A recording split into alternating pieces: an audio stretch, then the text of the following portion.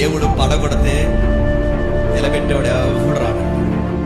రాసి పెట్టుకోండి, దేవుడు నిలబెడితే పడగొట్టేవాడు ఎవడు లేడు, రాడు. అటు చేసమ కూడా వచ్చి మన ఎవడు ఏమి చేయలేడు. ఎన్ని ఎలాంటివి చేసినా ఈ సెమినార్నే కాదు, మనం చేస్తున్న పరిచయం పాడు చేయాలని ఎవడన్నా మన సరాసరి ఎవరు